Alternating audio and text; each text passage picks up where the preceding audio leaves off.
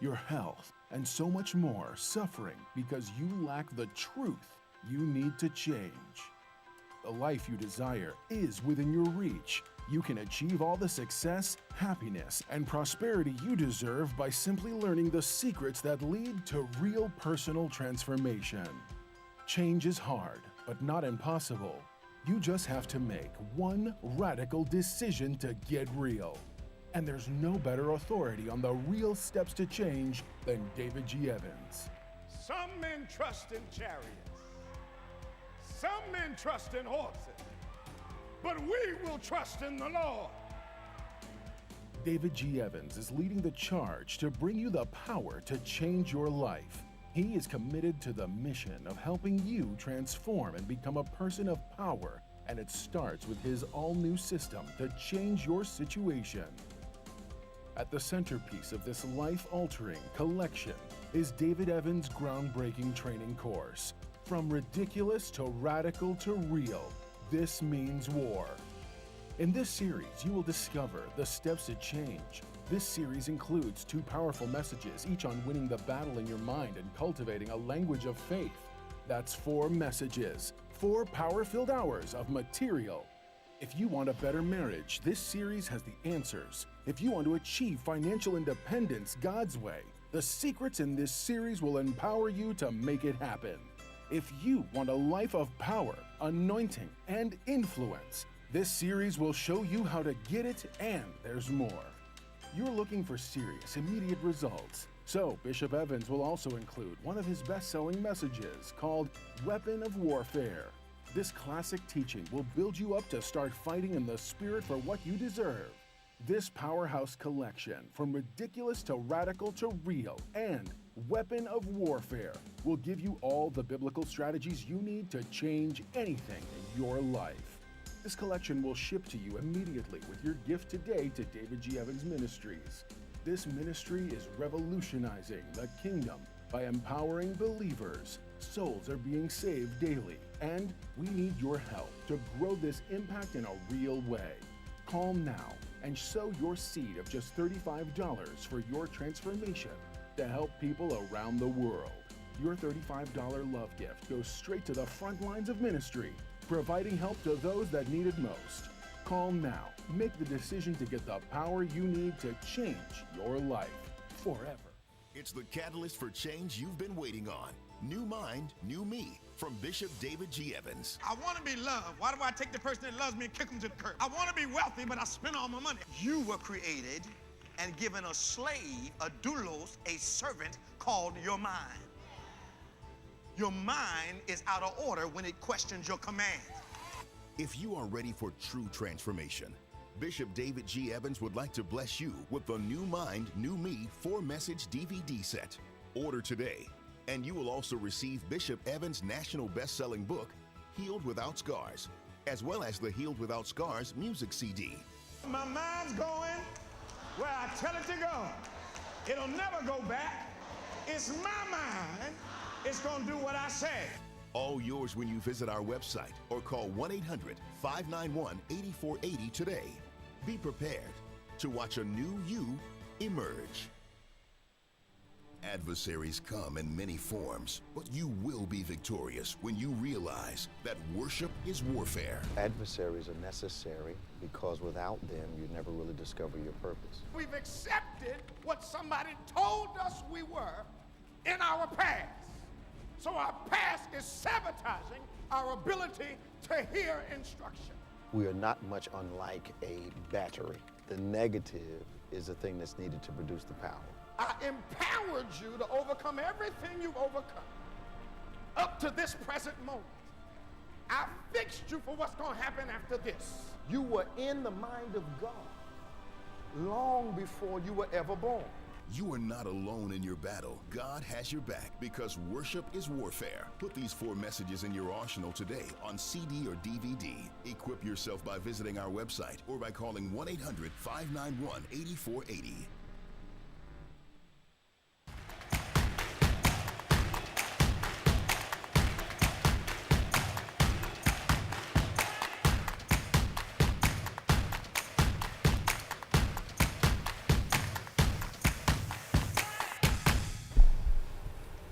Well, praise the Lord, everybody. Welcome to On Point, the #1 Saturday morning Christian-based call-in talk show in America, coming to you live every Saturday morning from 9 a.m. to 10 a.m. Eastern Time on any smart device at David G. Evans, the #1, at David G. Evans 1. If you will hit that notification button so you will always know when something connected to On Point is being broadcasted. If you will like and subscribe, you will help us a great deal. And of course, every time we're on, we ask you to share with as many of your followers and your friends as possible. Now, we are On Point, of course, and we are kingdom-based, biblical-based program, but we discuss all the major issues that we believe are relevant to your life and to your living every day. So we talk about politics, we talk about sports, talk about major current events, both globally, regionally, nationally. We talk about those issues that are at the forefront of your life, but also at the forefront of society and culture, but always from a kingdom point of view. If that kind of thing, especially if you're a child of God, if that kind of thing interests you, why don't you not keep it to yourself, but share and like as much as possible so that we can spread the word about On Point. Our call-in number is free, toll-free, 866-743-8267. That's 866-743-8267. 866-74-EVANS. You can give us a call. You don't always have to agree with us, but we do agree to disagree agreeably. Yep. So that makes sense to you, because we're always from a Christian kingdom point of view. Now, give us a call today. We welcome once again our world-famous co-host, Reverend Nicholas Smith. How you doing this morning, man? Morning. We're on Facebook today and YouTube. Yep. And YouTube. And our website. Facebook, YouTube, and our website. What's the call numbers for all those? It's slipping my mind this morning. 866-743-8267. Okay. Yep. Yeah, or you can write us on Facebook so that we can respond to you online. Or, better than that, you can call us live. Yep. We have callers that call from all over the nation, and we'd love to hear from you. Our regular callers always support the program, but we'd like to hear from you also. So I'm why is it that help is considered unfair normally by people that don't need the help? Absolutely.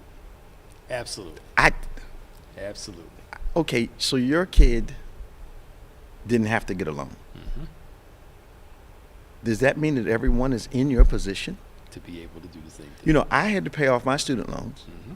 I'm not feeling any kind of angst or anger because some kids now, because the debt I had doesn't compare. Oh, it's totally different now. It's totally different. You know, to get some relief, Mm-hmm. I don't think that's a bad thing. Not at all. The states are arguing that if you cancel these loans, it's going to hurt the loan industry and mess up some of the state's revenue. That's what it's really about. So is it canceling the loan, or is the government going to extort the loans? Well, I need to say, I think they're canceling the loans, from what I understand. Well, which obviously they're going to have to absorb them. Now that point doesn't make sense to me, because if I have $100 million business, and $50 million of that is in the hands of people who are supposed to pay me, and you cut what I'm supposed to get by 50%, that's going to harm my business. But it makes sense for me to say, okay, this amount, this amount, this amount, we put aside $1 billion, we're going to relieve the debt, and we're going to pay you for it. Yeah.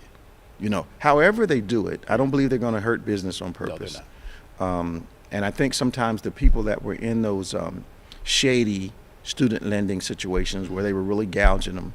But I know college students that have bills in excess, well in excess of $100,000. Yes. And you can spend a lifetime paying that money off. Yeah. There are people who pay more than a minimum every month. Yeah. And because of the interest rates, their principal keeps going up, even though they're paying more.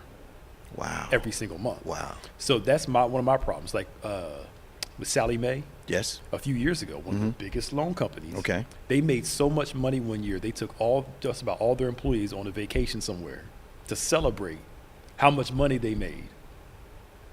From ripping students off? Yes. Huh? Which is why they were in a class action lawsuit, Navi and them. Okay. To, because they were gouging people. But these are only from Republican states, okay, of course, doing this. Okay. About six or eight of them. Okay. They got money. So Republicans' kids don't have student loans? That's my thing. Why does it appear as though that the party is willing to sacrifice some of their own people to make a point? Yep. What and here's now, I know the money's not connected, but I know it all eventually comes out of one pot. Sure. Mm-hmm.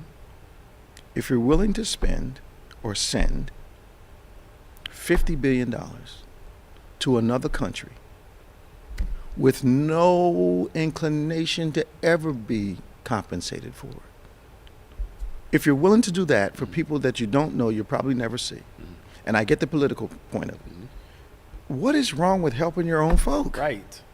Thank you. You're feeding people all around the world, but we've got hungry and homeless here in the country. Yes. It makes no sense. And we're going to help rebuild cities that were destroyed in some kind of conflict. Right.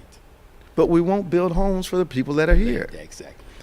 Now, they call help socialism. But it looks like a contradiction to me, Pastor Nick, if I'm willing to fix your house in a country I'll never visit, but I won't fix the house here. Right, exactly. Now, I get some revenue points here. I'll use this example, too. Okay. Buffalo, Tennessee are building new stadiums for their football team. So I believe the state, now quote, it's putting in almost $500 million on these stadiums. Now, I get the revenues coming in. It's going to help. Eventually. Yeah. But you're still putting out over $1 billion for a stadium. Now. Entertainment. Yes, sir. Now, again. And to make the owner wealthy. Yes. Because the owner makes money. Yeah, makes money and barely puts any of their personal money in. That's right. If you bail out a bunch of people and they have extra money, guess what they're going to do with it? They're going to put it into the economy. Maybe because it's slower or I don't know. Maybe you can. The whole stadium piece is absolutely an advantage that the owners have with the cities. Yes. Because they get tax incentives on top of that. They get, they say we got a luxury box tax. Okay, you get that. But what are you saving? Yeah. Income tax, corporate tax. What are you saving? Yeah. And the revenue, if it's a football team, that revenue's in the billions. Yeah. And the city, let's look at Oakland. Okay. The reason the Raiders moved to Vegas because Oakland refused to give them any more money for a stadium. Absolutely. Because their thought is, we're still paying for the one y'all got, and we got schools that it doesn't make any sense. But politicians would call that a good use of funds. Yeah. Which by implication means that helping people is a bad use of funds. Right. Yes. That's what gets me. So again, President Biden brought it up just yesterday, I believe. Yeah. He started listing these Congress people who got all this money on these PPP loans. One person got 2. He put them out there? He put them out there, names. Marjorie Taylor Greene. How much she get? She got over $100,000 or something. Okay. One guy from Florida got 2.3 million something. All forgiven. Huh? Forgiven. And they're complaining and they're screaming about student loans? They're screaming about student loans. Oh, man. And he put their names out there and the amount. They needed to be. They needed to be. Yeah. So I mean, the judge, every time they do this, the judge eventually kicks it out. Okay. But it's the process of delaying. They're going to keep doing this to delay this. What I don't maybe something. What is the point of the president having the ability to do this and some judge come up and say, no, you can't do it? Right. Yeah. I mean, if it passes in Congress, even if it's an executive order, judges are not necessarily supposed to be political. They're not. But on the surface, this looked like a political decision. Well, see, this is where I can't 100% say this for this specific case. Okay. But this is where when Trump was elected, Mm-hmm. the reason some of those people voted for Trump, Mm-hmm. the ones that were playing politics, Mm-hmm. knew there were all these open judge seats. Wow. So they got him in, and that's why the first couple of years they were putting judges all over the country That were not qualified to be judges. Yes, but because y'all didn't like Hillary Clinton, all those judge seats are now are now Trump supporters. But our legal, well, I don't want to make a naive statement. Our legal system is supposed to be without political influence. Yes. Okay. Yeah. All right. So segueing into something else. Sure. Mm-hmm. If you were in contempt of Congress, just using that example, if you were in contempt of Congress, I was in contempt of Congress. Mm. Do you think you would have gotten 4 months in jail? Oh no. On a $6,500 fine. How much? A $6,500 fine for somebody worth as much as he's worth. 4 months is going to give him street cred. Yes. And it's not going to really intimidate anybody else Yep. that's going to be in contempt. Yep. And 4 months is almost nothing, thank you. especially where he's going to be. Yep. And of course, yeah, they're going to put him in the Oh yeah, they're going to put him in one of the the upscale ones. yeah, one of the schools of the prophet. Yeah. They're going to put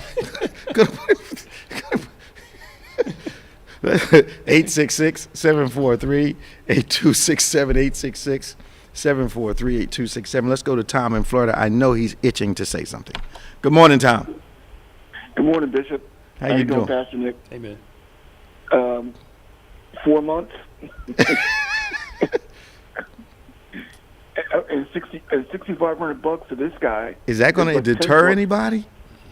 It's like Not for $10 them. compared to a regular guy. Yeah. You know. To them, his money, please. But 4 months for contempt of Congress? What kind of? Yeah. And they can give you up to a year, but they gave him 4 months instead. Why? Now, that's what it's crazy. So he blatantly, publicly defied y'all. Publicly, not privately, for the world to see. And you still only gave him 4 months. And walks around with big banners behind him. Taunting. I mean, he's not just out there. He's taunting people like, "Come and get me." He's going to be the rapper of the Republican Party. That's what he's going to be. He's going to be the hip hop artist of the Republican Party. They're going to give him some theme music. He's going to turn his hat around backwards, and now he's going to have some street credit. Unbelievable. Bishop, you guys are talking about stadiums. Depends on where the stadium is. If the stadium is in Mississippi, like where Jackson State is, there is no good stadium. What I mean by that is that I don't know if you saw the piece on 60 Minutes about Deion Sanders. He is blowing things up. I don't know why they expected that he would be a national celebrity, relationships he's built with owners and teams, and he not go down there and have an idea that there's something better for that school and that team. He's been able to do some stuff. Yeah. But why is Nick Saban mad at him? Well, he talked about that yesterday. It's that whole paying players thing. Okay. That Saban's got his feelings I tell you, it's the number one reason he's mad at him. His name is Tavers Hunter, the number one pick. The number one pick. Didn't go to Alabama. There you go. Went to Deion's school. That's what he's mad about. Oh, that's what he's upset about. They paid the boy the number to come 3 pick is going to Jackson State. Yeah. Who paid him to come? I don't know who paid him. I know he got money. Somebody gave him some money? Yeah. But see, my thing is, y'all been giving They've been taking care of money for years. It's only wrong because Deion's doing it. And Alabama gets the best in the country. All the time. All the time. And don't you think for a minute there's not some financial incentive? Something's going on here. Come on. Now, Deion said yesterday he doesn't blame Nick Saban. He said Nick Saban's only speaking for Tennessee State, Clemson, and everybody else because they're afraid the floodgates are about to open. Well, here's my problem.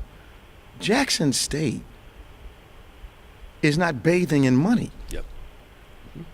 So if you saw their facilities that he's had improved, if you saw the field that he had to have, I think Walmart donate. Walmart came in and redid it. Yeah, donate the field.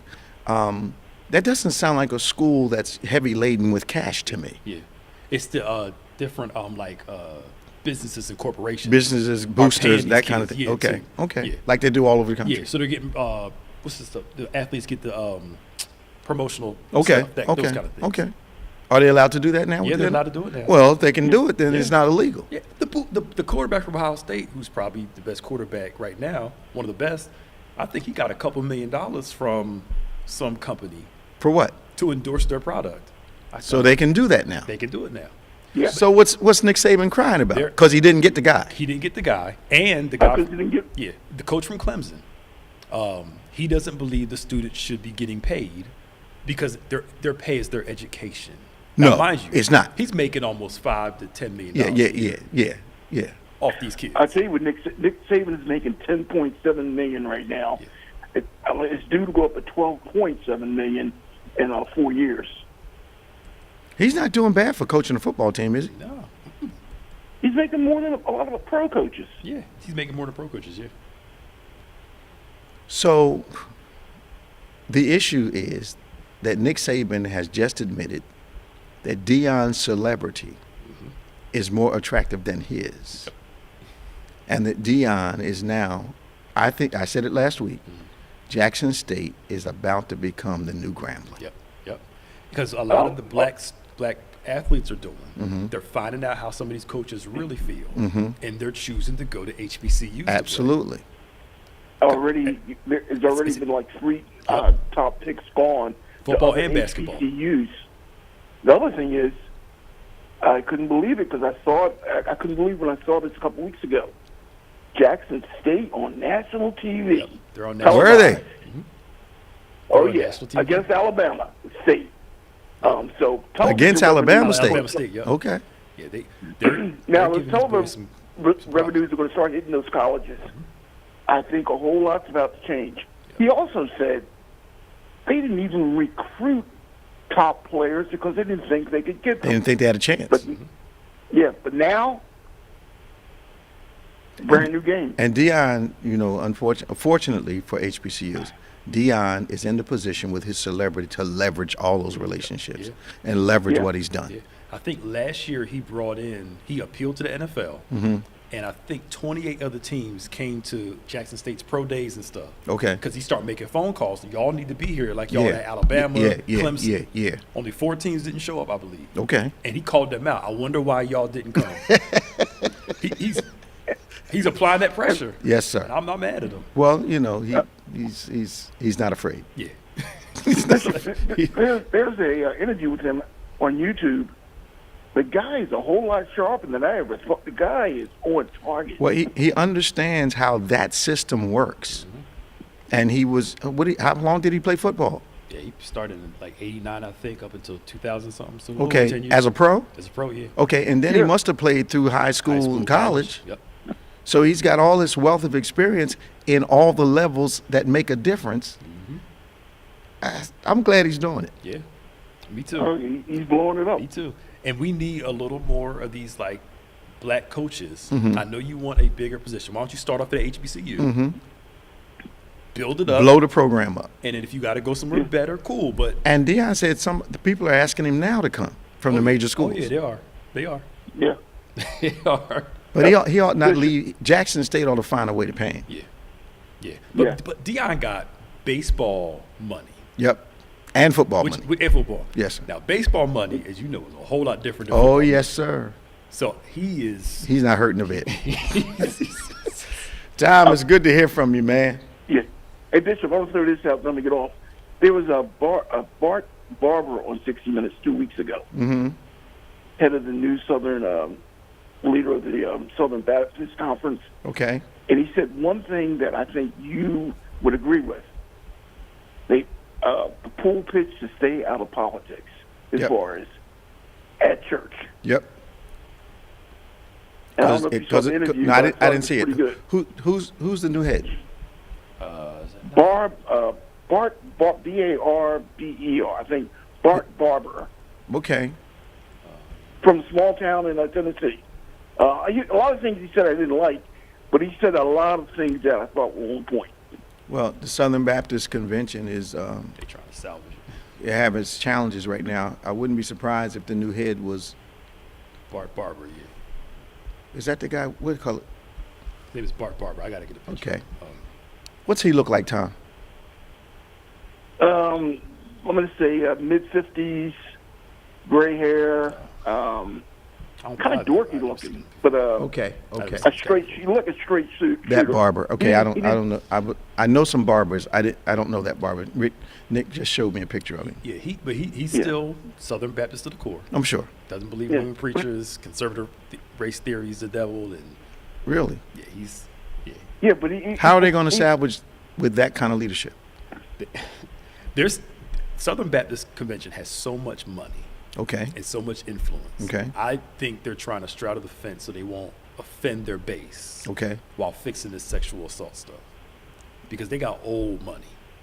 Absolutely. They got old money. Absolutely. I think Pastor Nick is right on target. I know my. They came after us to join 25 years ago because the size of our congregation would make the state an official charter. But a friend of mine, who I won't mention, became Southern Baptist. He did not agree with a lot of what they said doctrinally. But they gave him money to renovate his church. They gave him money to expand the plant. They gave him money to do a lot of stuff. Mm-hmm. And I asked him, I said, well, would they believe this? How you doing this? He said, because the folk I do believe with are not coming up with all these millions that I need to rebuild these buildings and take over this neighborhood. Yeah, that's why a lot of the black ones now still staying there. Mm-hmm. There's some financial advantages to it. Financial churches do. There's some financial advantages to it. Man, thank you, Tom. Hey, take care. Talk to you now. 866-743-8267, 866-743-8267. This is On Point, the number one Saturday morning Christian-based call-in talk show in America. We got Keisha on the line from Elizabeth and Keefe from Lawnside. Let's go to Keisha. Hey, Keisha, how you doing? Good morning, Bishop and Pastor Nick. How y'all doing? Great to hear from you.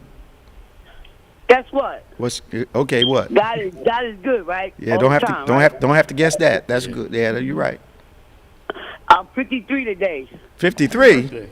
Yes. Girl, you was born day before yesterday. I knew that was I knew that was carnation milk I smelled on the phone when you got on there. Carnation milk on your breath talking about you 53. Girl, you ain't. I am 53. You just start living, girl. You just start living. No.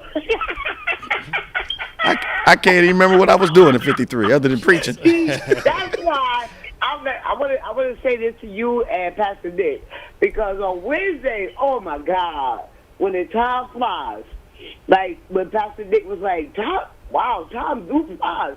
It seems like I be getting all into y'all messages and stuff like that.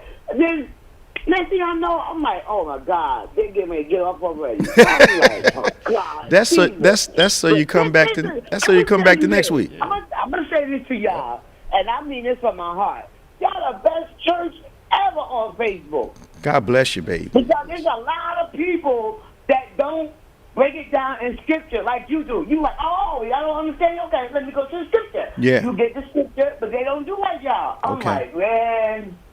We appreciate that. Spread the word, Keisha. I will. Spread the word. And happy birthday to you. Hey, thank you. Keep praying for me. Now, you going to tell us your real age, or you going to... Wait. One more thing. Okay. I told my daughter, right? I said, I'm going to be 35. She looked at me like, Mom, how you going to be 35 and I'm 28? I was like, easy. Just put the 3 in the front and put the 5 in the back. Just switch it around, No. She like, she got up this morning and said, happy birthday, Mom. You 53 years old? Wow. She got a young, Keisha, she has a young mother. Yeah. She has a young mother. All right, girl, I talk to you here. All right, I'll talk to y'all later. All right, bye-bye now. 866-743-8267. The world-famous Keefe is on line 4. Good morning, Keefe. How you doing? I'm all right, Bishop. How are you today? Trying to make it, man. Yeah, I hear you. And good morning to you, Pastor Nick. You guys were discussing student loan. Okay, go ahead.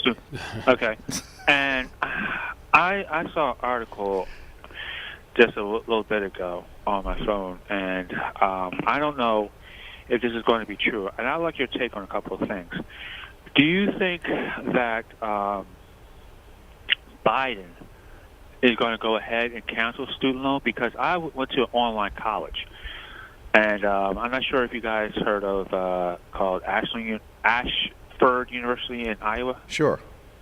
Okay, that's where I went to online schooling, and then, like, say years after, I was supposed to go back for a second semester, but I didn't accept me back because I didn't make a payment. Okay. Now here it is years later that I'm making payments, but they had, in the last couple of years or so, they paused the student loan debt for a few reasons, and that made me think, okay, I started to pay nothing.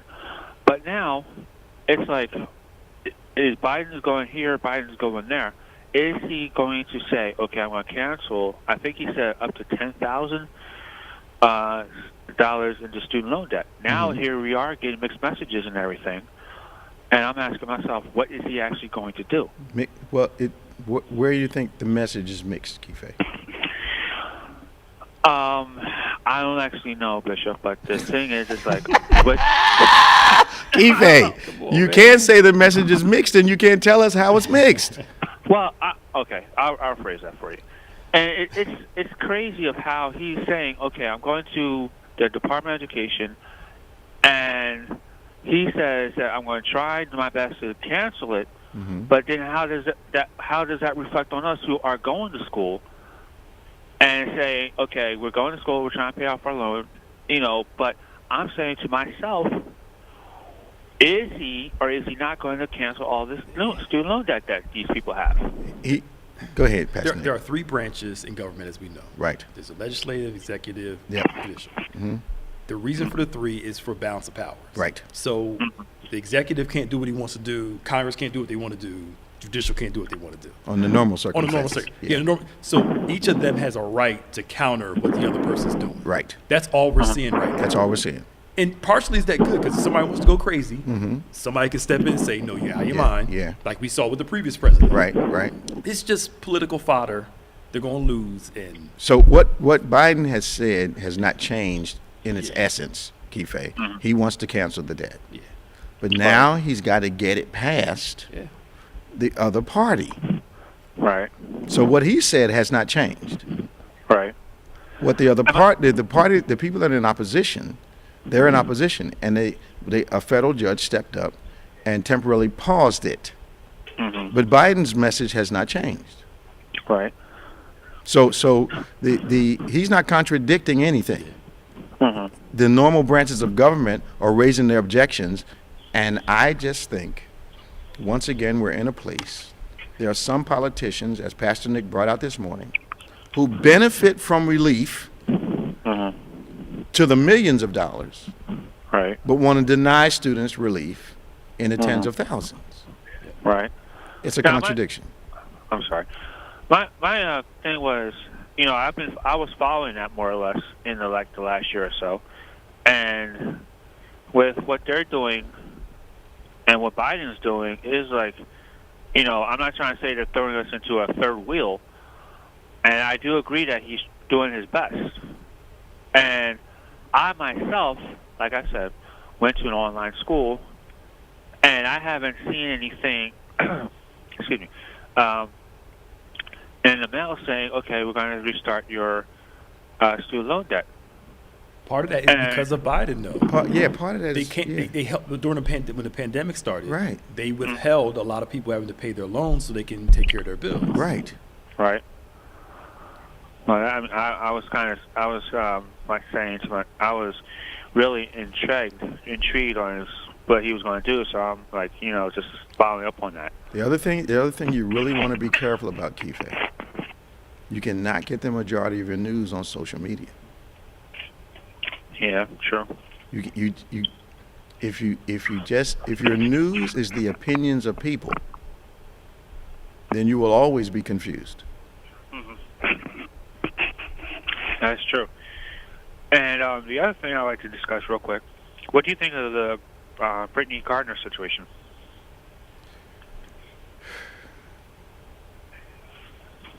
Honestly, I don't know why you would take a chance on getting arrested in Russia unless you just thought you were a celebrity over there and you didn't have to follow the rules. A lot of people are taking the personal responsibility away from her. But at the end of the day, if she didn't have the illegal stuff on her, we wouldn't even be talking about this. Yeah. A lot of people today, it's like when the young lady got suspended for smoking marijuana. Yeah. They wanted to give a whole lot of reasons, but the bottom line on it was, if she wasn't high, there wouldn't have been a problem. Yeah. So you can't take personal responsibility away to excuse someone. Right. And something so easily, a problem so easily solved as, if you gotta have some hemp oil, buy it when you get home. Yeah. If you just gotta have it. Yeah. But don't try to get it through the airport. Yeah. I guess because I've traveled so much, Pastor Nick, and I've seen people literally say, all I want to bring aboard is this. They know the rules, but you're supposed to make an exception for me. Yep. And then when the person says no, either trash it or don't get on the plane, then they want to turn around and get the support of everybody. No, the rule says you can't bring this stuff on the plane. Yeah. And because I fly a lot, I agree with the rule. Me too. And every country has a right to what they allow you to bring in. Absolutely, absolutely.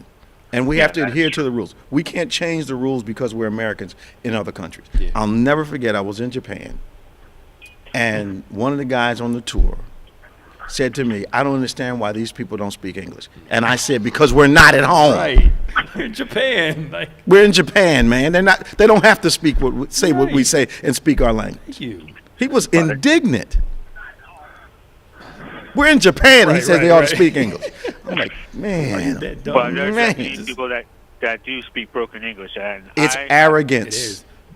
But they did that. A couple of people are moving to Mexico, Mexico City, and they're mad because they're moving to Mexico City, and they don't have a lot of English stuff there, and people speak Spanish. Fool, you are living in Mexico. You're going to a foreign place. They don't have to speak your language. Right. You're obligated to learn it. Yes.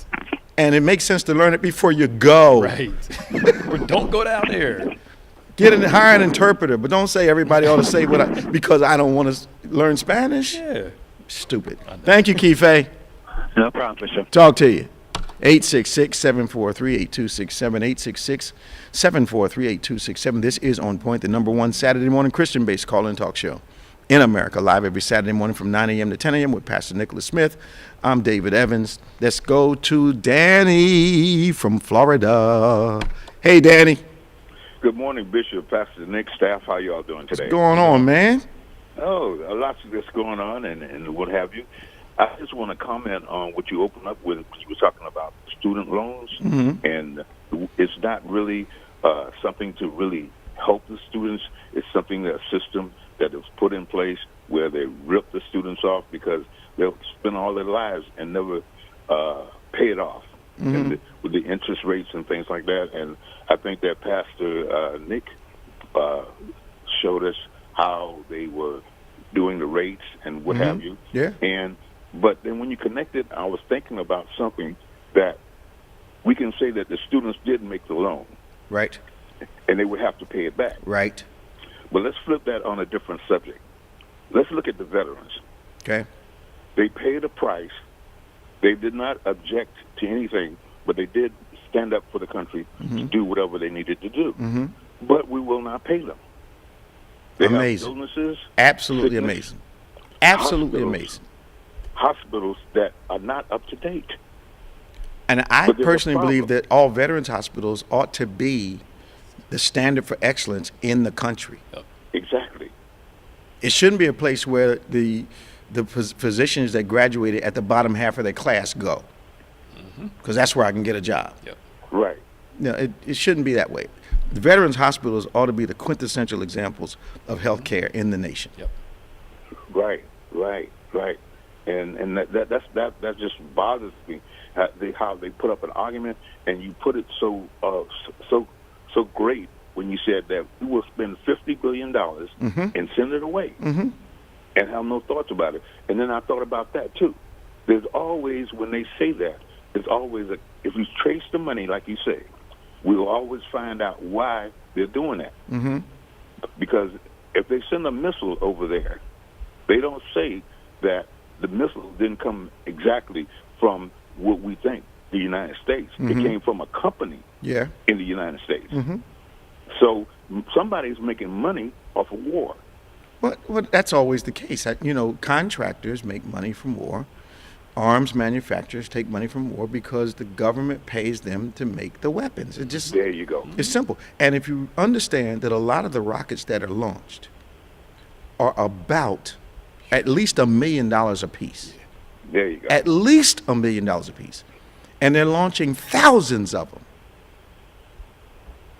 So you're talking hundreds of millions of dollars just in missiles. Yep. Yes. So I just, and I get we have to be international. We have to step in. This thing that Russia is doing, if they're not stopped now, they're going to do it to some other countries. If NATO just stands by and waves their hand and pulls their hair and says this is shameful, Russia's not going to respond to that. No. So I get that part of government.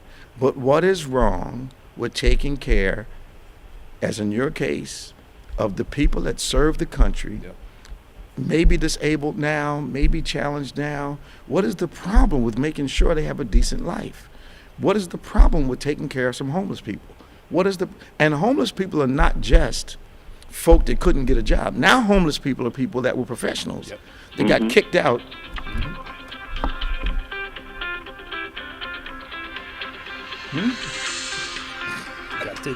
Yeah. Hold on, Danny. Hi, James. How are you? Yes, sir.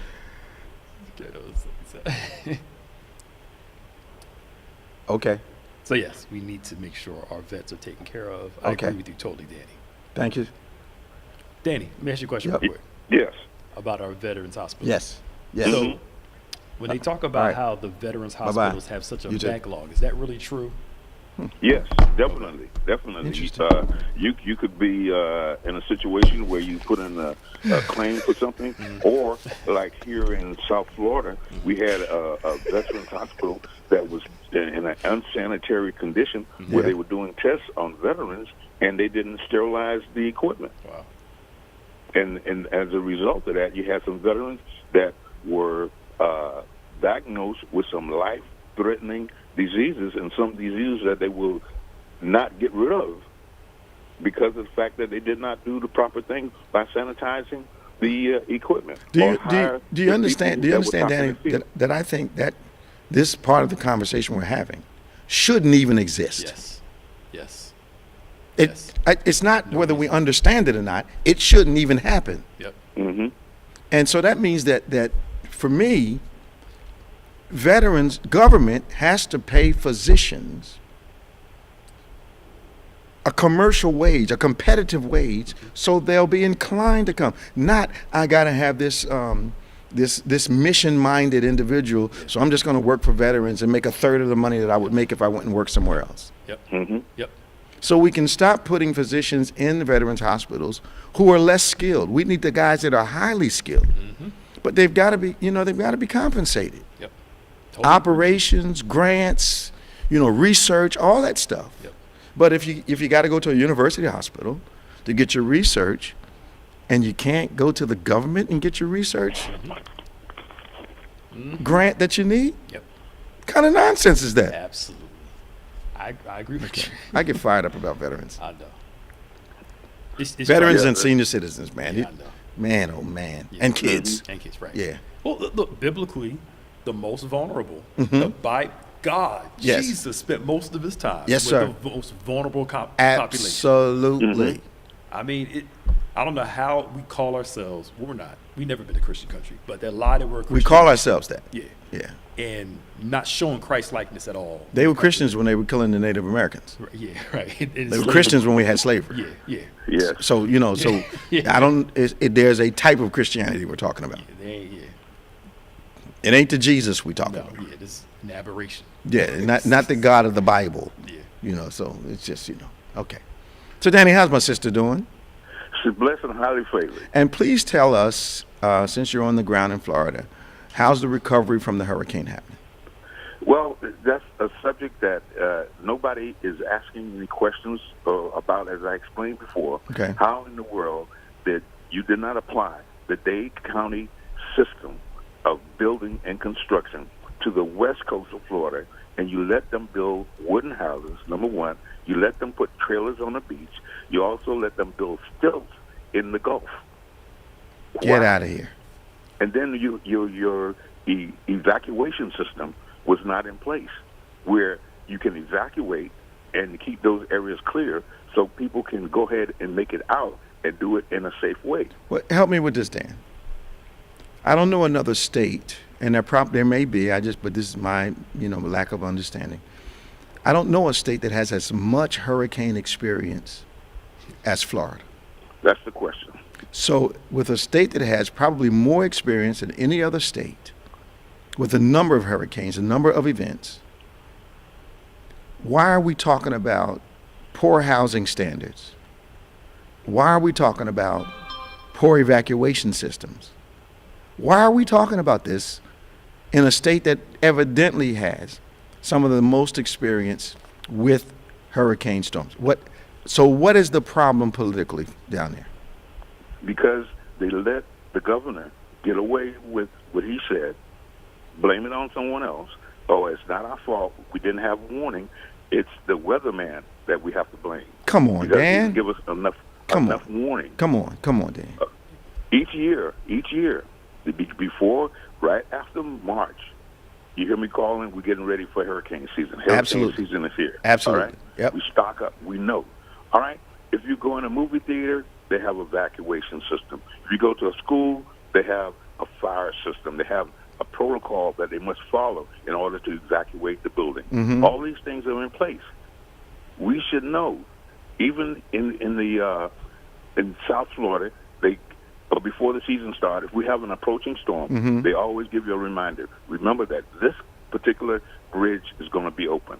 We're not going to, if you have a boat, you won't be able to get out after a certain time.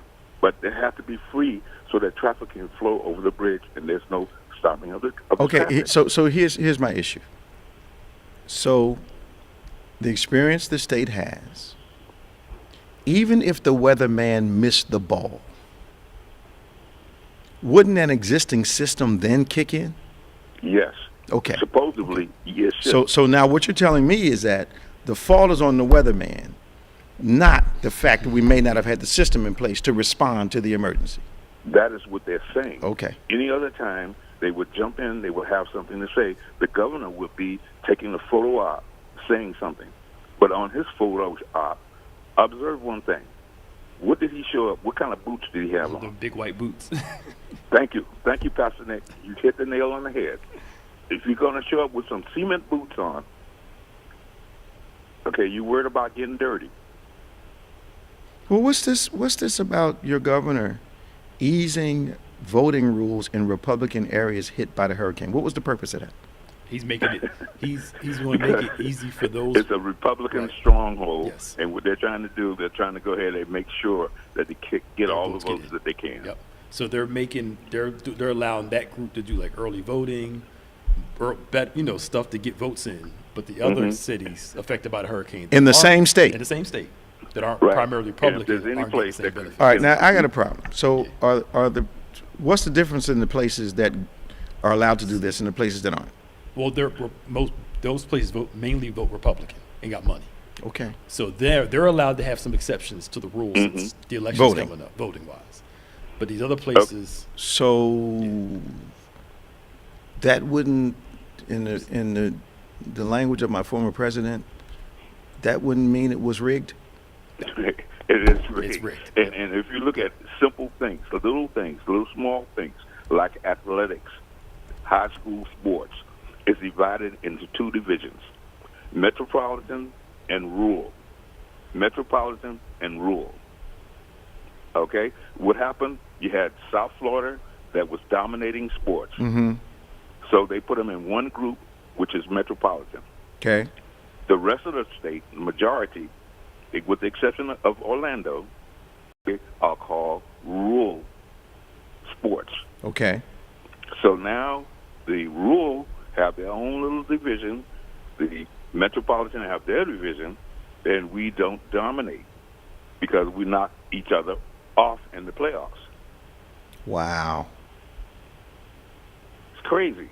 I know. And it should be. What? And the people are kind of quiet concerning these things? The people that run it, they follow the political set, the way they have it set up. They put them in charge, and that's it. Pastor Nick has a note here. I didn't know that you all had a new Office of Election Crimes. Mm-hmm. Yes. And 19 felons were arrested for voter fraud. Handpicked by the governor, who is on that board. Cold. This was cold. So these were, remember they did the thing where if you were a felon, you can vote in Florida? Right. But then they added a stipulation, that's if you paid all your fines. Okay, and then somebody paid the fines off. So some of them did, some didn't. But what happened was like this one guy went to the get his driver's license restored. Okay. And the people at the agency said, have you started voting yet? No. He said, well, you got to fill this paper out. You'll be able to vote. Okay. So they come to arrest him. He said, but the people down there told me I can vote. So this is his vote. They solicited the vote. Right. This happened back 2 years ago. This wasn't even this past time. Okay. So they're all like, wait a minute. Why did y'all give us permission to vote, a voter card, if it was illegal for us to vote? Exactly. The state did that. Exactly. But I think this is political because most of them were black, most of them were Democrats. Okay. Another photo op to get the point over. Even the police, one of the officers that arrested the guy said, I know this doesn't make sense, but I just have to do my job. Here's the process. We got to book you, take you in, then you'll be released. So the other side of it is, if you're trying to go ahead and reestablish yourself, you're trying to do right, you just got your job, you're working, now you're locked up, you're going to lose your job. Unbelievable. Yeah, this was cold. Cold. Danny? I'm packing my bag. It's out of control down there. Yeah. I'm telling you. Yeah, this the one county that has voting easy is like Fort Myers area, Cape Coral. Okay. Lee County. Yeah. So they got hit hard by the hurricane. They got hit hard, but it's Myers has money. Yeah.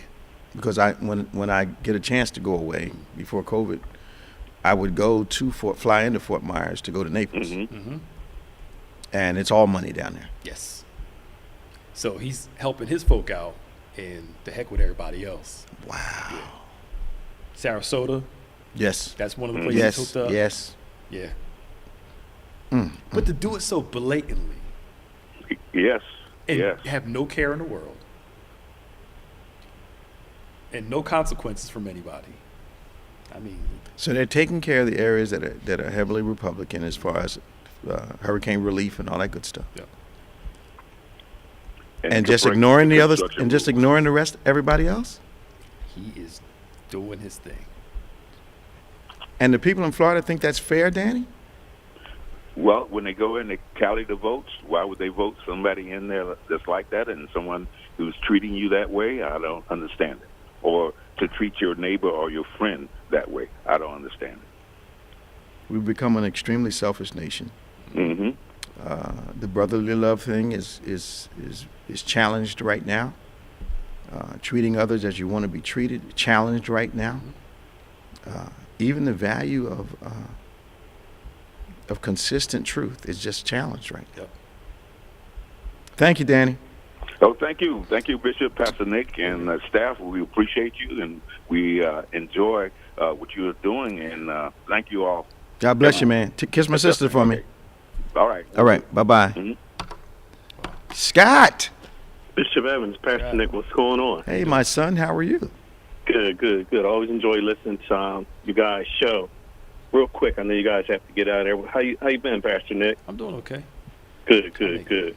Unfortunately, with the former president, Bishop, why do you think it's taken still so long to indict him? Because you saw Mr. Pence didn't even know about the riot and all that. What do you think is going on? But then I heard with the FBI being involved, they really got him. How do you feel about, why is it taking so long in your eyes, Bishop? I think they're making a mistake. I think that if it was anyone else, we'd be indicted by now. Oh, yeah. Absolutely. I think that our Attorney General is known for his thoroughness, but I also think he is reluctant to pull the trigger right now, and I think he needs to do it now. I don't think he needs to wait till after the election. I think he needs to do it now. Okay. But if it was you or I or Pastor Nick, there wouldn't be a consideration. Now, why is there consideration? There's political impact, but we set a dangerous precedency, not president, when we blatantly are supporting people like Bannon and those with really kind of waving their hand at them kind of reactions from the government and the law, when we know full well if it was a normal working person who was attempting to just thumb their nose at Congress, or a normal working person who was committing crimes, we'd be in jail already. Oh, Dab had the book thrown at us, and we've been under the cell. Man, come on, absolutely. Man. You'd have to get a library card. They throw many books at you. Right. It's like if the Black Lives Matter crew stormed the Capitol. First off, half of them wouldn't be alive. Wouldn't even be alive. Totally did. Totally. And if it was Antifa in them out there, they would have shot them up. But it wasn't Antifa in them out there. No, it wasn't. It was MAGA folk. Yep. And they had what I understand, they had law enforcement, of course, who were, you want to say, on Mr. Trump's side, just standing there letting people in. Well, like, I saw the tapes, but you have politicians out there that are running for office right now. Yep. How does that work in America? Yep. Unbelievable. You stormed the Capitol. You stormed the Capitol, but I'm running for office. Yep. And then somebody said it was a love fest. A love fest. Yeah, you know what? A love fest. Nancy Pelosi said they were cleaning feces off the walls for days. That ain't no love fest. Right, no. Yeah. That's not a tour. Yeah. I think people ought to be careful about making themselves look foolish. How can you call that a tour? People died. Yep. Absolutely. That's all I have. Love you guys, Bishop. I'll definitely be in contact with you. All right, man. Have my word. Talk to you now. Bye-bye. God bless. 866-743-8267. We only got about 2 minutes. Maybe we ought to do our announcement, Pastor Nick. Sure. Let's talk about church anniversary. Yes, tomorrow. Which we're celebrating tomorrow. Yes, sir. Wow. Yeah. Wow. It came fast. It did. It feels like we were at the first Sunday of October. I know. And now we are here with fourth Sunday, and it's the 23rd, and it's our church anniversary. Yep. We're 55 years old. Yep. You need to join us tomorrow at 8 and 11.